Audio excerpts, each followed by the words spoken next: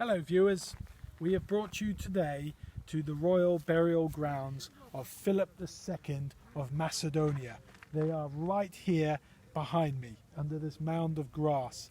Now here are not only buried the King Philip II of Macedonia, but also one of his wives and also one of his grandsons, the son of Alexander.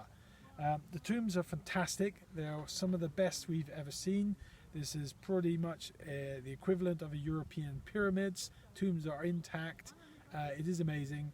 We've been into the museum. You're not allowed to photograph there, so that's why we're doing the video out here. Now, who was King Philip II of Macedonia? He was a king of this part of northeastern Greece. When he became king in 359 BC, Macedonia was weak, it was divided, and it had a lot of enemies surrounding it. When King Philip II died in 336 BC, he had conquered all of Greece. He had united Greece for the first time ever, and he'd done that through the force of arms and also through diplomacy. He was a very good diplomat, apparently. He was also only had one eye, and he had a dodgy leg. But he was the man who created the Macedonian army, and he created one of the finest fighting forces the world had known, and it was down to him that this happened.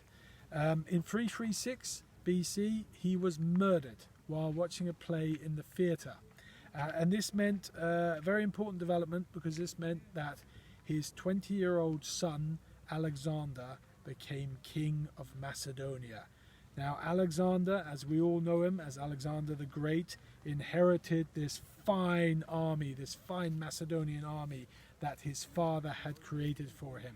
And Alexander would take this army and he would head east, and he would conquer all the known lands up to the Indus River in India. As we know, he was the greatest general of the ancient world. So it all started here with his father, though. He was the one who created the infrastructure that allowed Alexander to go out and be the great big hero that we know him to be. And he's buried right here. It's well worth a visit.